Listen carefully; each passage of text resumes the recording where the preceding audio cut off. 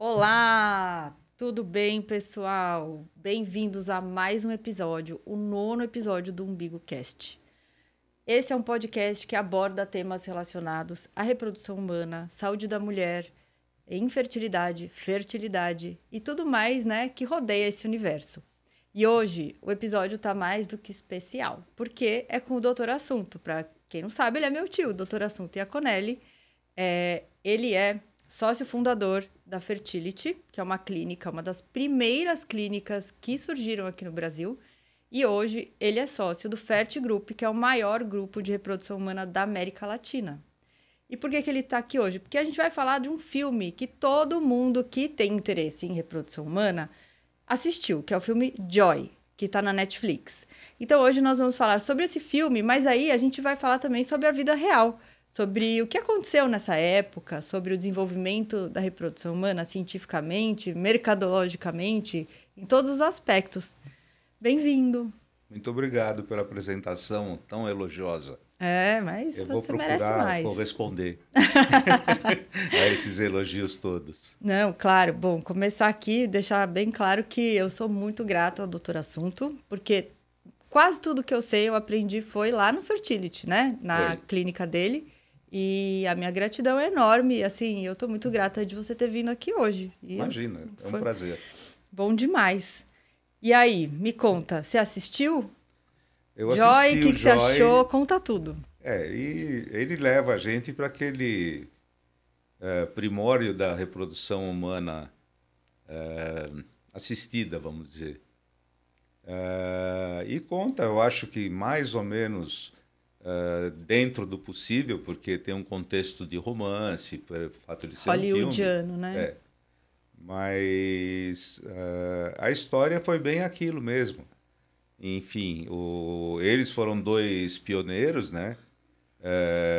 Um fazia laparoscopia e o outro cuidava do laboratório. Não existia nada, tá? Não existiam meios de cultura, não existia material adequado para fazer a punção ovariana, não existia controle para fazer a indução de ovulação.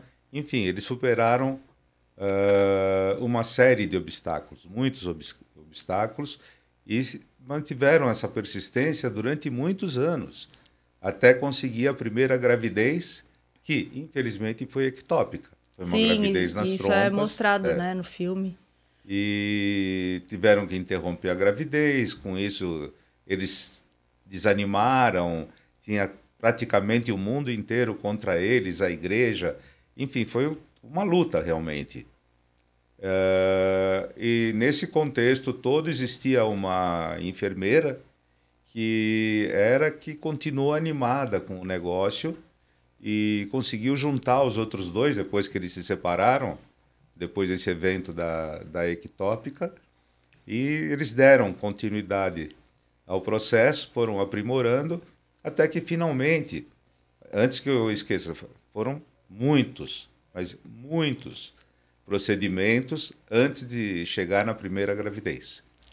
Foi uma persistência, né? E como mostra na história, no filme, a Jean, ela fazia ela agregava, né? Tanto aos pacientes quanto os médicos. Então, eles retrataram no filme algo que eu achei muito bacana, porque realmente tem relatos e fatos que comprovam a existência do Ovum Club, né? Que é o Clube dos Óvulos, que foram as pacientes que se submeteram, né, a todo o tratamento, enfim, os pick-ups, né, dos óvulos com videolaparoscopia, algo experimental, e as injeções, mesmo sabendo que a chance era quase zero, era mínima, né? E elas foram lá e fizeram. Então, assim, e ela conseguiu agregar essas pessoas e vender essa ideia, né, para essas mulheres, e também conseguiu juntar o obstetra, né, e o biólogo. Então, acho que ela teve realmente uma participação fundamental, e que bom que foi depois reconhecido, né? Mas, e você, onde que você estava nessa época? Bom, teve a primeira gravidez em 78. 78. E o que você estava fazendo? Eu, desde da época da minha residência, que eu fiz ginecologia e obstetrícia, né, como residência. Quando eu fui para o 3º ano de residência, e aí eu vi que eu realmente gostava muito da infertilidade. Então, tratar a infertilidade, pesquisar a respeito da infertilidade. E a videolaparoscopia, não era vídeo ainda, era laparoscopia. Só para explicar, então, a laparoscopia é aquela técnica que mostra no filme, onde o médico insufla a barriga com gás, aí com isso ele consegue um campo de visão para colocar uma câmera que passa pelo umbigo, né, pela Nessa cicatriz. época não tinha câmera. Então, era um visor, né, era como uma luneta, vamos dizer assim, com uma luz que iluminava e o médico conseguia ver lá dentro. Na verdade, o laparoscópio, o instrumento, até hoje, ele não mudou praticamente nada. O que mudou foi o sistema óptico de captura de imagem. Tá? Então, a posição que nós tínhamos que trabalhar era uma coisa assim muito desconfortável. Tinha que ficar todo torcido em cima do campo cirúrgico para poder... Que era que nem olhar no buraquinho da porta, né? Mais ou menos isso. Sabe? Quando, né? Olho mágico. E a gente ia direcionando esse instrumento para mostrar o que... aonde estava o problema. Aonde a gente queria ver. Tá? E com os anos isso foi se desenvolvendo e logo depois, em 82, 83 mais ou menos, nós agregamos a vídeo, a laparoscopia. Então... Porque até então todo mundo tinha que acreditar no que você estava descrevendo. Sim. Eu vi uma trompa que estava aderida. Eu tirava fotografia, né? Slides. Depois mandava revelar esses slides e dava para as pessoas interessadas. E a cirurgia por laparoscopia naquela época estava iniciando. A gente fazia muito pouca coisa. Era mais um exame mesmo. Então o que a gente conseguia fazer era a laqueadura, que é um procedimento super simples por laparoscopia. E depois, aí já com a vídeo, foi bem no começo, foi o primeiro equipamento que nós adquirimos, a gente conseguia fazer um procedimento chamado GIFT. O GIFT consiste em induzir a ovulação numa paciente, fazer a punção para a captura desses óvulos. Isso por vídeo, a punção por vídeo. A punção por vídeo. E... a gente juntava esses óvulos com o sêmen no laboratório, com meio de cultura, enfim, de uma forma que, naquela época, seria muito rudimentar, mas dava um resultado muito bom. Que ano isso? 86. 86 já, e dava para usar vídeo para pôr de volta. Para pôr de volta. Aí eu colocava de volta na tuba e na época a gente colocava, sei lá, 5, 6, 7 óvulos, o sêmen, seja o que Deus quiser. Mas o resultado de gravidez era bastante alto já naquela época, com esse método, o GIFT. O GIFT. E aí isso foi evoluindo um pouco e logo nós percebemos que o melhor método para se funcionar e recolher os óvulos não era a laparoscopia, e sim a ultrassonografia. Sim. Então nós passamos a fazer a punção orientados pelo ultrassom. Como é hoje, né? E a transferência aí sim por videolaparoscopia. Tá, né? aí punha pela pra poder trompa em vez de trompa. pelo canal cervical, né? Que é a entrada do útero. E então o que aconteceu? Nós começamos a ter meios de cultura mais eficientes, meios de cultura que mantinham a vida do embrião durante alguns dias. Aí eles viram que você fazia lá a fertilização in vitro e o embrião ia se desenvolvendo ali mesmo. Isso. Ali mesmo assim. Naquele meio. Naquele meio de cultura. E nessa época a gente preparava os meios. Né? Eu cheguei a preparar... Você tinha uma receita lá? Era uma receita, era um meio que chamava RAM, que a gente utilizava. O que ia nesse meio? Você lembra mais ou menos algumas coisas? Nossa, lembro nada, imagina. Muita coisa? Era... Não, era um meio bastante básico até, né? Uhum. E era um pozinho, né, que nós tínhamos que fazer com que ele ficasse com um pH e uma osmolaridade X. Tinha um aparelho que a Pra gente tinha medir. que medir isso e era muito difícil. Tá? O dia a dia, Passava o dia inteiro tentando acertar essa osmolaridade e o pH e às vezes tinha que jogar tudo fora e começar de Tudo novo. de novo. Mas, enfim, nós começamos trabalhando desse jeito e, num determinado momento, nós vimos que nós tínhamos capacidade de manter esse embrião dentro do meio de cultura até 3 dias. Com isso, nós conseguíamos selecionar melhor os embriões que seriam transferidos. Em vez de botar os 6, 7, você esperava até o Esperava terceiro dia. até o terceiro dia e colocávamos os embriões que atingissem 8 células.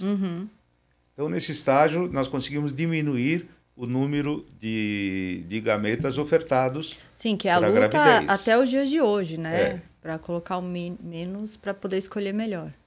Então, com isso, o que aconteceu? Os nossos resultados em relação à gravidez e as complicações em relação à gravidez múltipla começaram a diminuir. Né? Então, eu nem sei de quantos anos para cá, eu, por exemplo, eu não faço transferências com mais de um embrião. Eu acho que é de uns 7 anos para cá, não é? Não sei. Acho que é. Mas... Uns 10 anos, 10 a 7. Não lembro exatamente na minha cabeça de quantos anos para cá. Mas eu não faço porque eu acredito que transferindo mais do que um embrião para paciente, eu esteja prejudicando esse casal.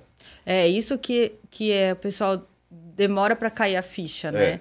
Que a gravidez múltipla é uma gravidez patológica, né? Sim, uma gravidez sempre. que dá mais risco e que a gente quer um bebê saudável em casa.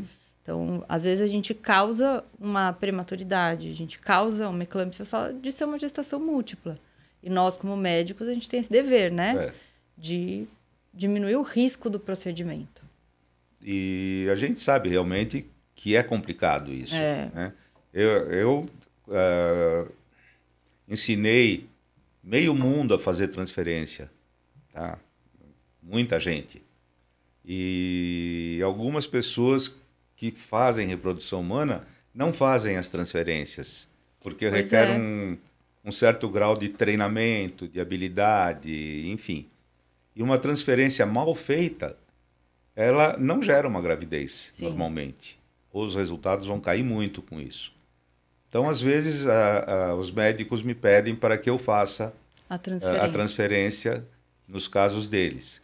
Sim, que é uma etapa crucial, né, do tratamento. E alguns querem que transfira 2 embriões. Você fala, não vou transferir. Faz você a transferência, então. Não, porque, na verdade, sabe, é uma coisa que eu acredito hoje. Sim. Tá? No início foi difícil fazer isso, porque todo mundo transferia 2, 3 embriões. E a taxa de gravidez múltipla era muito alta. Sim. Muito alta. E quando você está no lado do obstetra, quem faz só reprodução humana, transferiu, engravidou, legal, manda de volta para o obstetra. Quem vai lidar, né, é a própria paciente, né, que vai lidar com as complicações, e o obstetra que vai ter que também manejar, né, administrar aquela paciente de risco. Então, temos que evitar mesmo. São os dois lados da moeda, né? O obstetra que tem que cuidar dessa complicação. Tá? E a paciente que vai sofrer as complicações. Então, a gente tem que ter um discernimento. E os bebês, né? Nessa hora de pensar nas duas coisas. Né? Principalmente na paciente. Sim, e os bebês também. Imagina, o bebê nasce prematuro e tem uma sequela pro resto da vida, né? A gente podia ter evitado, transferindo um embrião só. Eu acho que a gente precisa gastar uma saliva e um tempo explicando para a paciente sobre as complicações. E fazer, enfim, o que a gente acredita, né? Como você falou, eu acredito que transferir um embrião por vez é melhor, é a minha conduta, é assim que eu vou fazer. Acho que isso é a maior sinceridade de trabalhar com você acredita ser o correto, né? Mas me conta, e aí, como é que foi...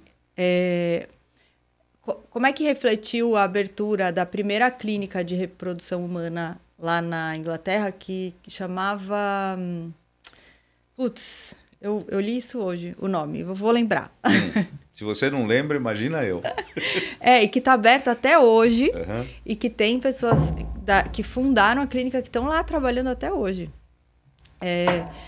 Como é que foi isso no Brasil? Como as pessoas receberam essa notícia, que deve ter saído nos jornais do mundo inteiro? Como é que foi para você, assim, que já estava interessado nessa área? Então, para mim, quando eu vi isso na mídia, né, comecei a ler... lembrei, Born How. Born How. E comecei a ler e me interessar pelo assunto. Na época, para vocês terem uma ideia, eu aprendi a fazer laparoscopia num atlas, que ninguém fazia. Quem fazia não ensinava. Né? Então, nós tínhamos, na época, que desbravar essa área, porque não existia a informação. Você bateu no peito e falou, vou fazer. Vou fazer. Tá. E em relação à fertilização in vitro, foi a mesma coisa. Que logo no início, nós tínhamos um médico chamado Milton Nakamura, que foi um pioneiro nisso. Realmente, ele montou, que na época era uma coisa muito simples. Não existia quase nada, era um microscópio, uma incubadora, uma lupa, e isso era o laboratório. Hã? E o meio? E o meio. Não, mas o meio nós fazíamos. Sim. Nessa época. E ele trouxe pessoas de fora que fizeram, na verdade, o processo todo para ele, e teve a primeira gravidez, que foi não lembro como ela chama. Bom, não importa, ela é de Curitiba. E a gente fala que é a Covid, mas eu tenho a idade, eu tenho várias desculpas, minha memória tá ótima também. Eu falo da idade, depois dos 40, ter tido 2 filhos também, eu falo, foi a gravidez, a amamentação, minha filha já tá com 6 anos, mas eu ainda uso essa desculpa. E o Covid também. Imagina eu depois dos 75. A gente que não vem o nome.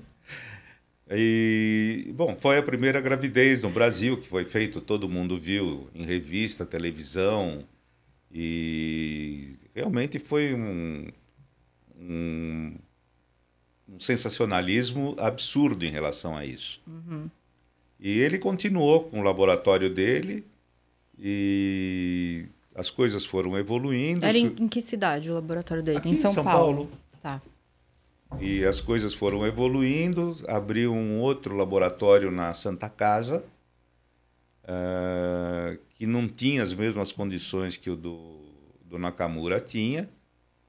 E eu acredito que o terceiro laboratório, eu já participei dele, eu já era um dos sócios. Isso foi em 86, 87, por aí. Permaneci nesse laboratório durante 4 anos e, no fim, acabei me desentendendo e nós saímos desse laboratório e montamos o Fertility. Tá. O Fertility começou a funcionar em 91, tá? No final de 91, início de 92. E estamos aí trabalhando até hoje, acompanhando a evolução, hoje em dia muito mais fácil, né? Sim, rápida, né? No mundo, quer dizer, você vê o que acontece, em seguida você está fazendo a mesma coisa aqui no Brasil.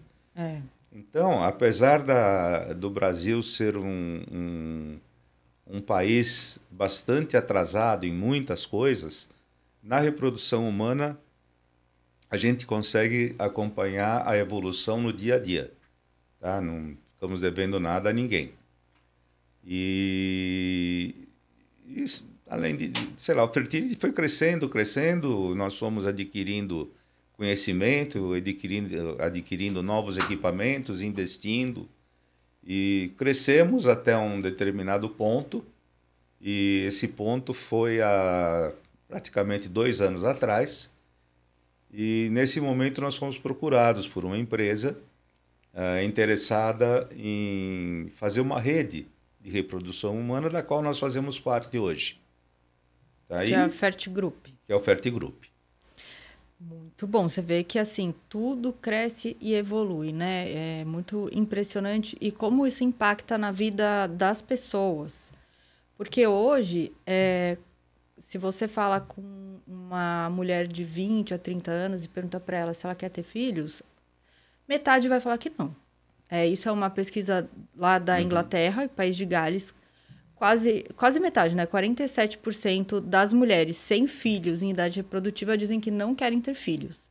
Eu acho que isso está bem compatível, assim, em grandes centros urbanos, né? Eu não sei, em regiões mais afastadas, eu acho que as mulheres têm uma vida mais tranquila, enfim, e acabam se casando e tendo filhos, mas nos grandes centros urbanos é isso. Então, e aí já passa por um planejamento reprodutivo, né? Tanto para evitar de engravidar, mas para, caso mude de ideia, ter como, né? Ter o recurso do congelamento de óvulos. Isso foi uma revolução também. E eu acho que eu vejo assim, a chegada da pílula anticoncepcional foi uma revolução para as mulheres, mas a possibilidade do congelamento social, né? Porque eu quero, também é uma revolução e impacta na saúde reprodutiva da população inteira, né? Que a mulher ela precisa se programar para isso, precisa pensar nisso, isso precisa estar na cabeça dela. Não tem como a reprodução humana não estar na mente das pessoas e das mulheres, principalmente hoje em dia, né? Então, a gente merece falar umas palavras a respeito do congelamento de óvulos. No início, eu estou falando isso, não faz tanto tempo assim,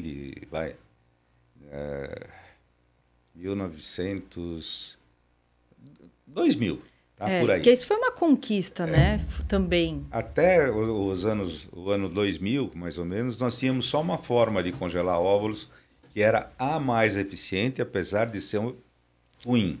Com baixa taxa de recuperação, né? Congelava, mas depois, quando ia descongelar... Que era o congelamento lento. Sim. Que implicava num trabalho de uma pessoa ao lado do congelador, que era comandado por um computador na época, e que nós tínhamos que fazer um procedimento exatamente no momento de menos 7 graus, que é aquela temperatura da cerveja que ela congela. Então, nesse momento, nós tínhamos que dar um estímulo no tubinho onde estavam os óvulos para que ele congelasse rapidamente. E, paralelo a isso, tinha um grupo, ou vários grupos, tentando fazer um congelamento rápido desses óvulos. E tentaram, até que conseguiram um meio que fosse adequado para fazer isso com uma alta sobrevivência no descongelamento. na hora do descongelamento. É como um protetor do óvulo, né? Algo que protegesse o óvulo no congelamento. E hoje em dia isso é uma realidade já há alguns anos, e a sobrevivência é quase 100% dos óvulos, tá? E a eficiência deles depois de descongelados é tão boa quanto a do óvulo fresco, vamos dizer, que não foi congelado ainda. Então, cada vez mais nós estamos divulgando essa técnica no mundo inteiro, e as pessoas estão tomando conhecimento disso. Então, o que acontece? Existem já algumas empresas que fizeram uma conta e viram que era melhor a funcionária não engravidar durante o período laboral dela, tá? Que iria custar menos pagar um tratamento desses do que deixá-la engravidar. Sim. Então, muitas empresas estão oferecendo isso como um benefício, para os funcionários, né? como um benefício, uma vez ao ano, 2 vezes ao ano, enfim, cada uma tem uma política para isso. E quanto antes, melhor, né? Lógico, quanto mais cedo a mulher congelar, mais eficiente, mais eficaz é o resultado depois, né? Se ela for usar esses óvulos, né? Caso ela utilize, mas quanto mais cedo, melhor. Porque se tem uma coisa que impacta nos resultados de reprodução humana é a idade da mulher, né? Exatamente. E as mulheres estão muito bem, estão envelhecendo muito bem. Estão conquistando aí seu lugar no mundo, fazendo o que tem que fazer, mas os ovários não acompanham. Não. E a gente precisa estar atenta a isso. Isso é muito importante. Bom, e aí eu queria voltar no vídeo. Eu achei muito legal a evolução, né? Como eu estava falando. Primeiro chegou a pílula, depois o tratamento para infertilidade com FIV, e agora a gente tem o congelamento de óvulos, o uso da FIV para os casais homoafetivos, o transplante de útero, tudo isso que vem acontecendo. O que você notou nas pacientes, assim, no seu dia a dia? Quais foram as principais mudanças nas pessoas que vêm procurar, te procurar desde lá do começo até hoje? Não, no início, nós tínhamos que conversar com a paciente para convencê-la a fazer um procedimento novo com um resultado baixo. Então, era um trabalho e mesmo caro. de convencimento e demonstrar, olha, eu tenho essa técnica, ela é cara, mas ela vai te dar uma chance. Então, Você está sem nenhuma, né? A fertilização in vitro, ela foi desenvolvida para aquelas pacientes que tinham problema nas trompas. Então, elas tinham as trompas obstruídas, não iam engravidar de forma alguma, dessa forma. E com essa técnica, os embriões eram produzidos fora do corpo, né, e transferidos já para o interior do útero. Fazendo o bypass da trompa, né? E não utilizava a trompa. E as indicações foram ficando cada vez mais amplas, e teve um divisor de águas aí, que foi o ICSI, que é a injeção de espermatozoide no interior do óvulo. Isso, a gente pode contar essa história que é muito interessante, né? Do Palermo, que fez o primeiro ICSI, né? Ele foi muito... enganou e fez o ICSI, sem querer. Ele estava tentando colocar o espermatozoide num certo local perto lá do cápsula óvulo, que envolve... Na capinha, dentro da capinha, né? E errou e colocou no interior do óvulo e funcionou. E aí ele falou, meu Deus, coloquei lá dentro do óvulo, vamos ver o que vai acontecer. Porque até então, um laboratório não precisava praticamente de um microscópio para funcionar. Ele funcionava com uma lupa. Você só tinha que processar o sêmen, pegar aquela porção de sêmen mais concentrada, né? Que depois desse processamento, juntar com o óvulo e deixar eles namorando. E depois coloca de volta para dentro do útero. Exatamente. Na ICSI, a gente escolhe o espermatozoide. Então, pode ter um espermatozoide, é ele que vai ser injetado dentro do óvulo. Aí, mudaram as indicações também, né? Então, nós tínhamos uma limitação para o fator masculino. Então, se você quisesse ver um médico preocupado com o resultado do caso dele, era você ter uma mulher jovem, tá? E um marido com uma oligospermia, que é espermatozoides em pequena quantidade, e o resultado era sempre ruim, sempre. Tá? Então, você juntava esse espermatozoide com 30 óvulos e não fertilizava ninguém, fertilizava um só. Tá? Mas com isso deixou de ser uma barreira, deixou de ser um problema. Isso era um problema que acontecia quando tinha a baixa concentração e às vezes acontecia do nada, né? Tinham casos que simplesmente não fertilizavam. Exatamente. Precisava tudo para dar certo e não o dava. óvulo não era fertilizado. Bom, com isso nós conseguimos contornar mais um problema, tá? E as indicações foram ampliadas em muito, tá? Então aí é que começamos a difundir, as pessoas começaram a aceitar a técnica com mais tranquilidade. E começou a ficar mais fácil de indicar, porque um casal onde o marido tivesse um problema de infertilidade, mas ele tivesse espermatozoides vivos, tá? Nós conseguíamos produzir embriões e gravidez.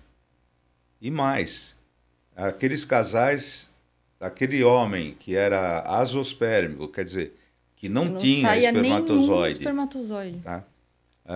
E normalmente isso acontece, na maior parte das vezes, por uma genesia de canal deferente, que é o canal que coloca o espermatozoide no caminho, ou por um problema realmente intrínseco do testículo, Da que não produção, produz, né? não produz espermatozoides de forma adequada. Então, a hora que existe o ejaculado, não tem espermatozoides. Isso é um drama, né? Então, foi desenvolvida uma técnica, ou duas técnicas, né? Uma que faz a punção do epidídimo, que é usado também nos casos onde foi feita a vasectomia, quer dizer, a interrupção do... Então aí quem tinha vasectomia podia tentar engravidar de novo sem ter que fazer a cirurgia, sem né? ter a cirurgia de reversão de vasectomia, que era, assim, o resultado era bom, mas era uma cirurgia que demandava tempo após a cirurgia para conseguir a gravidez. E normalmente esses casais não tinham muito tempo. Porque a gente tem que ver a idade da mulher também, né? São muitas variáveis nos tratamentos de fertilização que a gente precisa observar, né? E nunca nenhum casal é igual ao outro. Então, não tem como comparar um caso com outro. É muito difícil, né? A gente falar, um perfil tal. Não, cada casal é um novo universo. São pessoas diferentes, em tempos diferentes. Você se vê, às vezes, um paciente que engravidou fácil com outra parceira, chega... casou de novo. E, às vezes, vai ter dificuldade com a nova parceira, né? E isso também é algo que a gente precisa conversar muito, né, com os pacientes, para fazer eles entenderem que cada um é um. Mas durante a sua vida, você enfrentou algo relacionado à sua profissão? Assim, alguém te questionou? Alguém te falou alguma coisa ruim por você fazer FIV? Porque eu no consultório, eu tenho pacientes que falam para mim que FIV talvez não seja de Deus, e me questionam. Na verdade, elas expõem para mim quais são as dúvidas dela, né? Tipo, será que eu vou fazer algo correto? Será que para Deus isso é certo? Será que para minha religião isso pode? Você já enfrentou isso? Como é que foi? Muito pouco, Carla. Muito pouco. E lembra de algum caso que tivesse marcado assim? Não lembro. Tá, então deve ter sido uma coisa muito leve. Eu tenho uma paciente de 48 anos que ela fez 16 FIVs. E ela, em nenhuma das FIVs teve embrião para transferir. E aí ela veio me procurar porque ela queria engravidar naturalmente, né? E eu falei para ela que talvez ela precisasse de um óvulo doado, que nem por FIV, né, com os óvulos dela, ela conseguiria uma gravidez, ainda mais naturalmente. Então, assim, eu expliquei, mostrei todos os caminhos, né? Que nem o Waze, a gente vai mostrando as rotas, e o paciente fala, eu quero nessa rota, me parece boa. E assim, a rota da FIV com ovodoação, e a FIV também, ela não queria mais fazer com óvulos próprios, porque ela disse que se sentiu, enfim, entra muito a religião, né?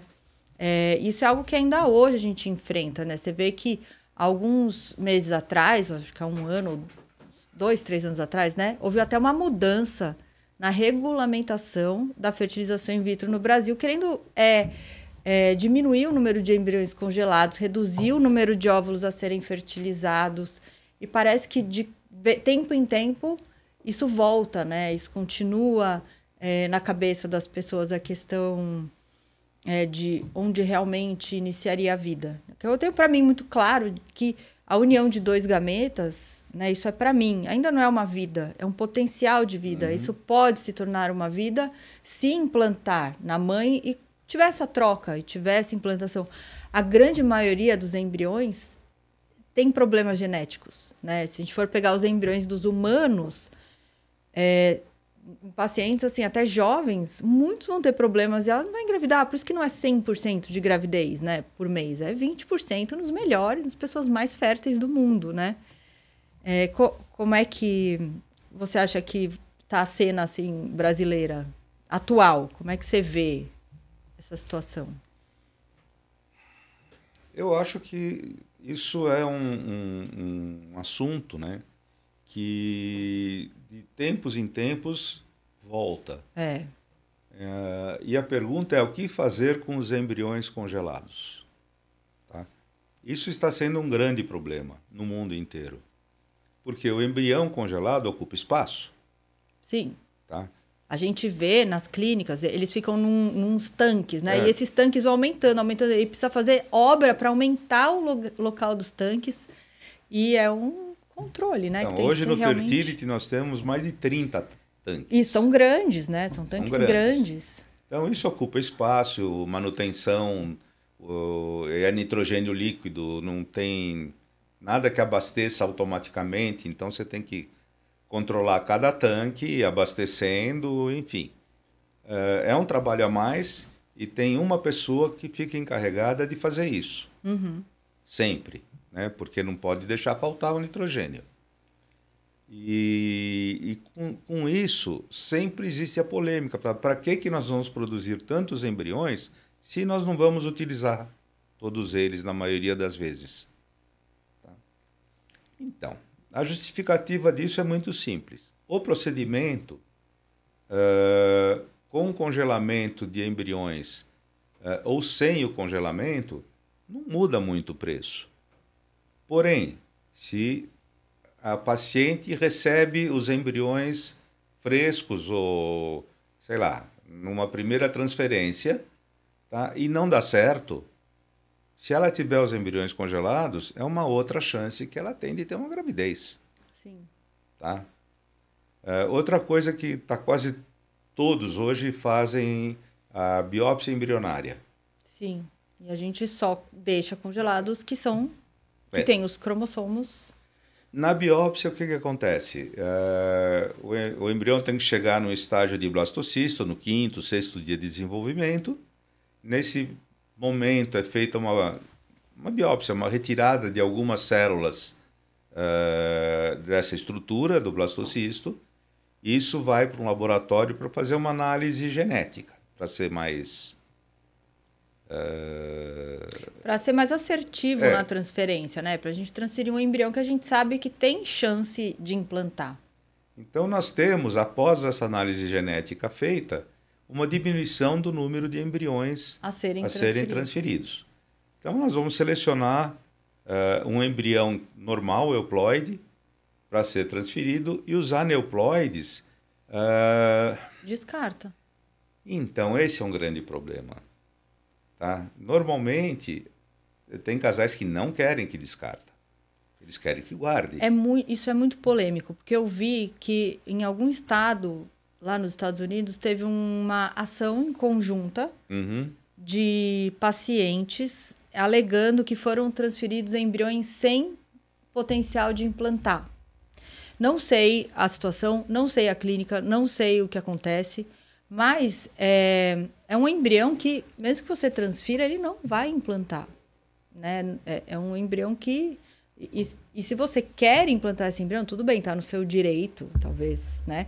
Mas olha só como é o significado que a pessoa dá, né, para aquele embrião que é dela. É dela. E eu já vi em Nova York, né, tem um médico que transfere embriões aneuploides quando a paciente só tem aquele. E ele tem um ou outro caso de gestação. É bem complicada essa questão mesmo. Na verdade, não existe uma legislação... Não existe, né? Que te autorize ou te proíba de fazer isso. De descartar e de transferir? De qualquer coisa. De qualquer coisa, né? O descarte está bem colocado lá. Um embrião que não foi transferido em 3 anos, tá? Ficou congelado, você pode descartar com autorização do casal. Mas antes de 3 anos, não. Mas quando é aneuploide, é descartado imediatamente, né? É discutível. É discutível, tá? Vamos supor, eu tive um caso de uma paciente que teve apenas... Ela já tinha feito 4 ou 5 ciclos e teve um embrião, tá, que era uma síndrome de Klinefelter, esse embrião. Síndrome de Klinefelter é uma doença que o embrião tem um cromossomo X a mais. Isso. E que pode ter diferentes, né, graus, enfim. Mas o paciente, se ele tiver a forma mais grave, vamos dizer assim, ele pode ter sérios problemas, né? Sim. Hormonais, enfim. Bom, e ele fez questão de transferir. Tá? Então, transferi, quer dizer, eu vou fazer o quê? Sabe, um casal que já fez várias vezes, nunca teve nenhum embrião para transferir, e nesse caso, um deles era uma síndrome de Klinefelter, que na verdade nasce, né? Uhum. E eu fiz a transferência com autorização, com, sabe? Sei. E pronto. Você Tá lembra feita. se engravidou ou não?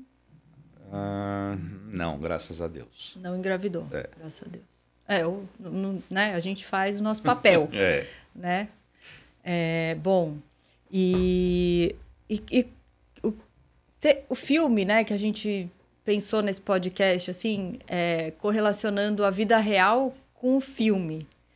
Eu acho muito bom, né, como Hollywood faz com as histórias, eles colocam em pauta, colocam na mente, né, das pessoas, olha, esse assunto é importante, né? Netflix fez uma produção maravilhosa, eles se basearam realmente, parece que eles foram lá e com relatos de como era o laboratório deles. Não, mas era aquilo mesmo. Eles recriaram o ambiente todo, e aí eles tinham muitas informações sobre o Patrick e o Edward, mas eles tinham poucas informações sobre a Jean, que o filme foi basicamente sobre ela, né? Ela era o ponto de encontro. O ponto de encontro, né? Que aglomerava todos lá para conseguir chegar na realização do primeiro nascimento.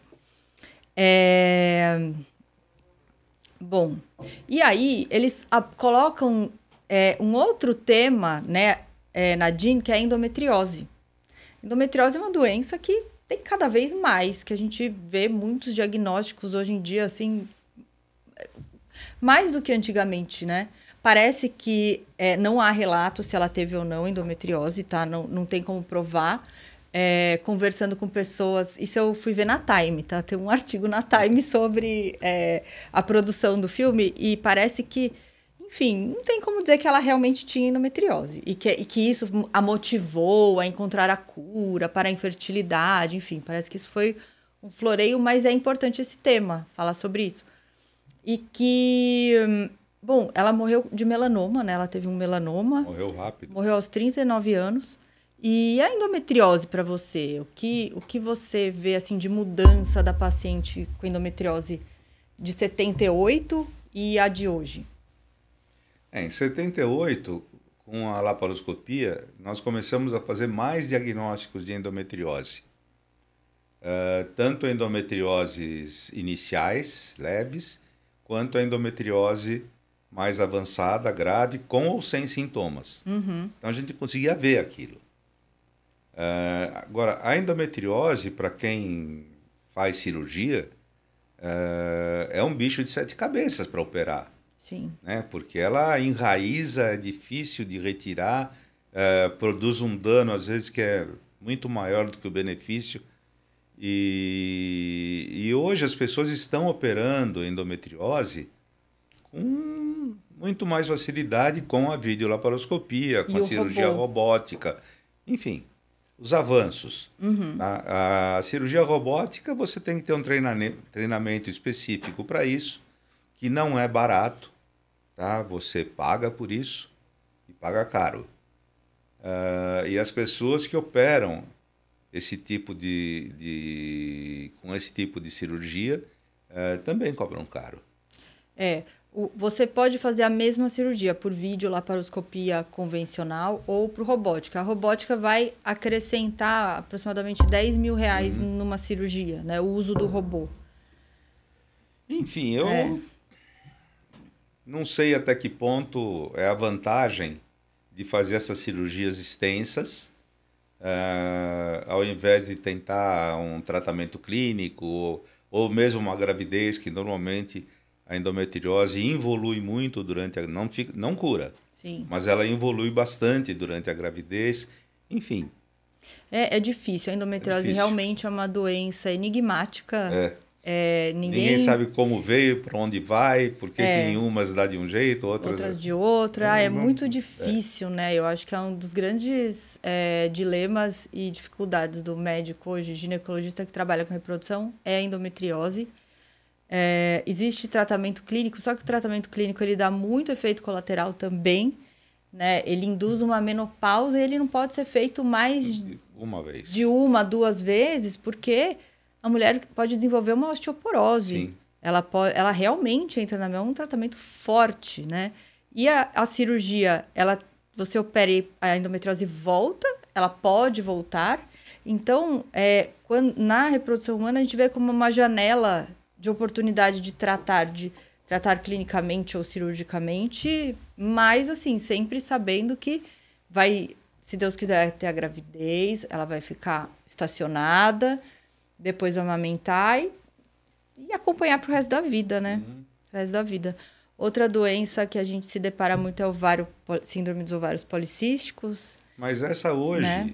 Não é realmente um problema, porque você induz a ovulação, consegue os óvulos, fertiliza e transfere esses óvulos. Quer dizer, a complicação maior seria de uma síndrome de hiperestímulo ovariano, né? E que hoje em dia também a gente sabe que é uma muito coisa raro, perfeitamente controlável. Sim. Tá? Mesmo que ela ocorra. E como que você vê essa nova geração que está vindo? A Fertility tem um dos primeiros cursos de pós-graduação, né, que teve no Brasil em reprodução humana, tanto da área clínica quanto laboratorial, e a gente vê uma chegada de pessoas no mercado querendo se especializar, querendo entrar nessa área, que é uma área que exige, né, especialização, exige estudo focado naquilo. Como é que você vê essa mudança das pessoas também que trabalham com isso? Olha, eu vejo com muita tranquilidade, tá? Porque da mesma forma que nós iniciamos esse processo de capacitar pessoas para trabalharem na área, hoje em dia isso é muito comum. Tem cursos no Brasil inteiro praticamente de diversos formatos. A grande maioria, não sei, mas uma boa parte das residências médicas já incluíram a reprodução humana no currículo. Sim. Então, as pessoas têm uma formação. Tá? Com essa formação, acho que é muito mais fácil você se iniciar na carreira, porque você já consegue vislumbrar melhor o que é aquilo. Tá? O que você precisa para trabalhar. E hoje nós estamos num processo de consolidação dessa área. Tá? Então, como o Fertigroup aconteceu, outros vão surgir. Sim. E até grupos de educação, né? Sim, em saúde, em todos os sentidos, né? Tá. E, bom, a gente já está aqui chegando no final, mas a gente tem mais alguns minutinhos, né? Antes o podcast de hoje, né? O UmbigoCast é tão legal que a gente vai ter uma segunda parte. Então, a gente vai encerrar agora a primeira parte. E depois a gente volta para gravar a segunda parte. Então, vocês vão ter que ouvir um novo episódio que a gente vai lançar na semana que vem, da segunda parte da nossa conversa. Eu vou cobrar cachê duplo. Isso.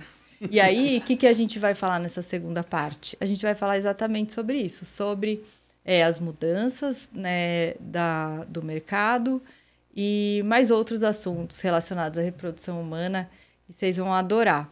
E também eu queria falar sobre o nome do podcast, UmbigoCast. É um nome legal, não é? Você gosta desse nome? Não. Ninguém gosta, mas eu queria explicar. Umbigo todo mundo tem, certo? Todo mundo tem umbigo. E esse umbigo é a prova de que você recebeu, foi transferido a você o potencial da vida. Então, eu acho que o cordão umbilical, o umbigo, é o que realmente simboliza, né, a vida. Então, a transferência de nutrientes, de amor, de saúde. E uma coisa muito interessante, porque quem cortou o meu umbigo foi você. Sim. Porque foi você que me tirou da barriga da minha mãe. Pois é. Então, se eu tenho umbigo, todo mundo tem, mas você participou. Participei. Então, veja só, mas eu como continuo achando o nome como umbigo é um nome feio. bonito, cheio de significado. Então tá bom, gente, até mais. Até já. Tá? Você tem... você tem uma mensagem final? Final? Mas nós vamos continuar depois? Vamos, mas desse episódio. Então, eu queria agradecer a participação nesse podcast, foi muito interessante. Eu acredito que conseguimos abordar bastante coisa. Foi bem de legal. uma forma assim superficial, mas eu acho que bem explicativa para todo mundo. Sim. Então, obrigado a todos e até a próxima. Até.